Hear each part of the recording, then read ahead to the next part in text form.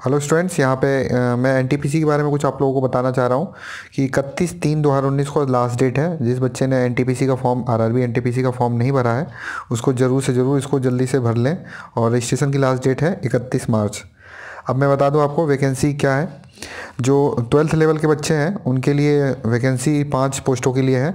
इसमें लेवल 2 की जो है 3 जॉब्स हैं, पहले से लेकर 4 तक देख सकते हैं। लेवल 2 की जॉब्स हैं ये, इसमें 19,900 इनिशियल पेमेंट है। इसके अलावा अलाउंसेस अलग होते हैं।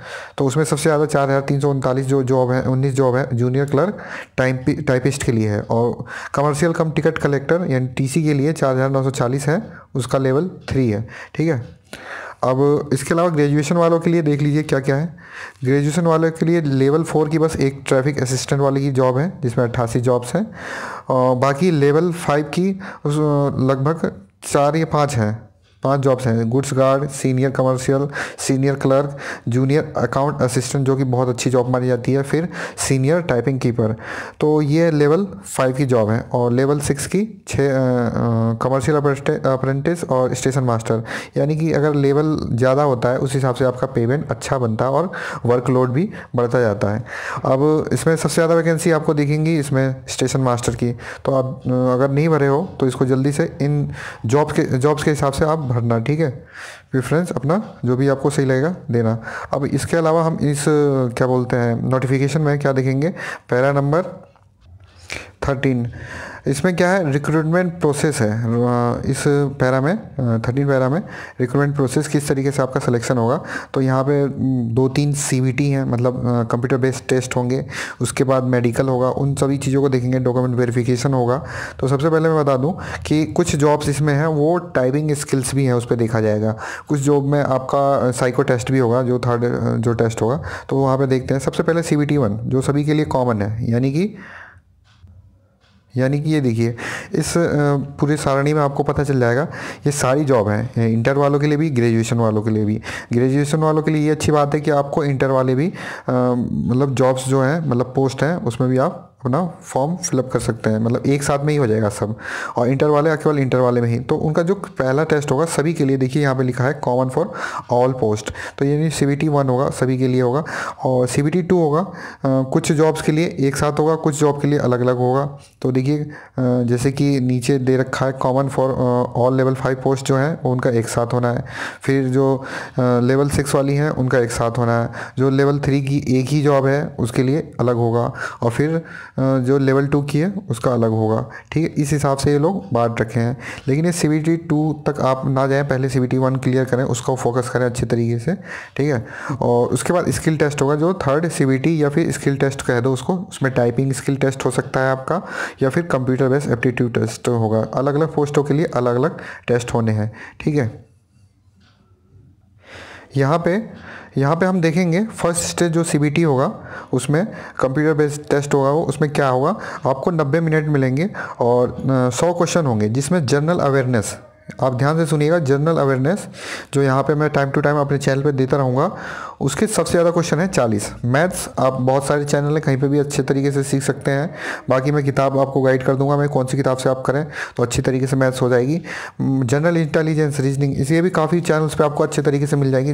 रीजनिंग के लिए काफ़ी डेटा मिल जाएगा इंटरनेट पर, तो इंटरनेट से भी पढ़ सकते हैं, या फिर मैं बुक्स आपको बता दूँगा, बुक्स से भी पढ़ सकते हैं। तो 90 मिनट 100 क्वेश्चन आपको एक तरीके से पहले से ही इसका पूरा अच्छे तरीके से प्रैक्टिस होना चाहिए। आप स्पीडी की बुक लें, या फिर किरण की बुक लें, या फिर किसी भी राइटर की बुक लें, उसमें मॉडल पेपर ले लें। या और दूसरी चीज़ ये है, एनटीपीसी के जो पुराने पेपर थे उनको ज़रूर देखें, उसमें किस टाइप का क्वेश्चन आया। क्योंकि जिसमें आप देखेंगे फिजिक्स केमिस्ट्री बायो के क्वेश्चन का अच्छा लेवल रहता है। अब मैं इसके सिलेबस पर थोड़ा ध्यान दूँ। और एक चीज़ और, नेगेटिव मार्किंग आपको 1/3 मिलेगी। यानी अगर 3 क्वेश्चन आपके गलत होते हैं तो एक सही क्वेश्चन को वो ले जाएगा। देखिए मैथ्स में नॉर्मल जो इसका वो है पैट, बिल्कुल आरआरबी का वही दे रखा है। Number system, decimal, fraction, LCM, SCF, time distance, time and work, mensuration, percentage, यही चीज़ें हैं जो कॉमन होती हैं।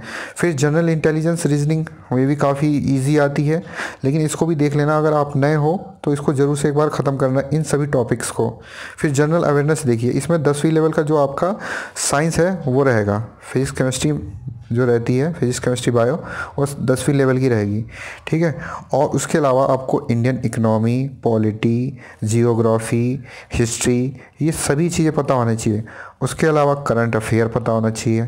कंप्यूटर बेस्ड क्वेश्चन इसमें मिलेंगे, जो 40 क्वेश्चन हैं जनरल अवेयरनेस के, उसमें सभी चीज़ें होंगी।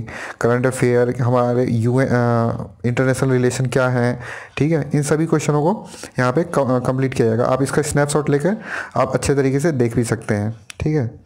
अब ये क्लियर कर लिया आपने, अच्छे नंबर आ गए तो क्लियर कर लिया। अब CBT 2 होगा। CBT 2 में क्या स्ट्रक्चर है? CBT 2 में भी सेम यही स्ट्रक्चर है, 90 मिनट मिलेंगे आपको, लेकिन क्वेश्चंस बढ़ जाएंगे, 120 क्वेश्चन हो जाएंगे। इसमें क्या, मैथ्स 35 हो गया और रीजनिंग क्या हो गया, 35 हो गया, यानी कि 5-5 क्वेश्चन बढ़ गए। और जनरल अवेयरनेस यहाँ पे 50 हो गया, 50 क्वेश्चन यानी 10 क्वेश्चन इसका बढ़ गया। तो यहाँ पे टोटल आपको 120 क्वेश्चंस मिलेंगे और 1 मार्क के, मतलब 1 मार्क के होंगे क्वेश्चन।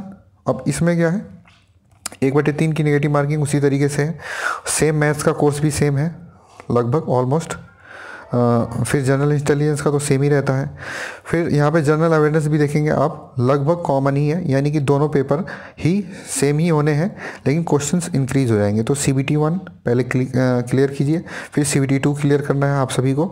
फिर लेवल अलग अलग होगा, हर लेवल का अलग अलग पेपर होगा, वो मैंने आपको पीछे अभी बता दिया है। इसके बाद क्लियर करने के बाद आपको फिर CBAT यानी कि ये 3rd एग्ज़ाम होगा आपका। अगर आप अलग अलग उसमें पोस्ट में है, CBAT किसी किसी में है, 2-3 चीज़ों में है, तो उसका होगा। फिर अगर उसमें नहीं है, किसी क्लर्क में है, तो आपका टाइपिंग टेस्ट होगा।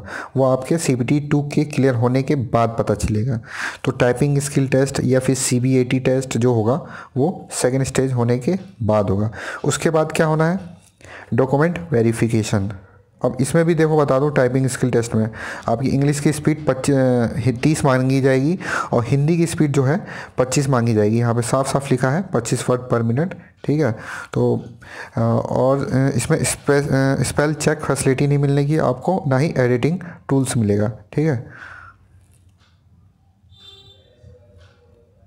यहाँ पे एक और आपको वहाँ पे हिंदी का जो फ़ॉन्ट मिलेगा, या तो कृतिदेव मिलेगा या फिर मंगल फ़ॉन्ट मिलेगा। आपको कोई टेंशन की ज़रूरत नहीं कि आपने कृतिदेव सीख रखा है या फिर मंगल सीख रखा है, वहाँ पे आपको सारे ही फ़ॉन्ट मिलेंगे। फिर है डॉक्यूमेंट वेरिफिकेशन, जो लास्ट स्टेज होता है। डॉक्यूमेंट वेरिफिकेशन होगा, उसके बाद आपका मेडिकल टेस्ट होना है, वो जब आप सारे ही क्लियर कर लेंगे। इसका ज़रूर से स्नैपशॉट ले लीजिए कि किस तरीके से आपका एग्ज़ाम देना है, कौन कौन से में आपका CBAT है, कौन कौन से में टाइपिंग स्किल टेस्ट होना है। ये बाद में नॉर्मलाइजेशंस होता है, जो जिस CBT का पेपर टफ आ जाता है या फिर लो रह जाता है, तो उस हिसाब से नॉर्मलाइजेशन होता है। किसी के मार्क्स इंक्रीज़ हो जाते हैं, किसी के मार्क्स इंक्रीज़ नहीं हो पाते हैं। ये इस फॉर्मूला के ऊपर बेस्ड होता है, ठीक है। इसमें अच्छे तरीके से डिस्क्राइब रखा है और काफ़ी वीडियो भी बन रखी हैं इसके ऊपर, आप देख सकते हैं आराम से। बाकी यहाँ पे आपको अप्लाई करना है जल्दी से जल्दी, 2-3 दिन लास्ट डेट रह गए हैं। अच्छे तरीके से इसको देख लीजिए और जिस जोन में आपको अच्छा लगता है उस जोन में आप भर लीजिए। लास्ट में जो है इस क्या बोलते हैं, नोटिफिकेशन के लास्ट में आपको पूरा डिटेल में मिल जाएगा कि किस जोन में कितने पोस्ट हैं, ठीक है। तो अभी के लिए इतना ही, बाकी अपडेट मिलते ही मैं आपको खबर देता रहूँगा। इसी तरीके से इन्फॉर्मेटिव वीडियो अगर आपको पसंद है इस चैनल से, तो आप अगर नए हैं तो ज़रूर से ज़रूर इसको सब्सक्राइब कर लीजिए, ठीक है। Thank you.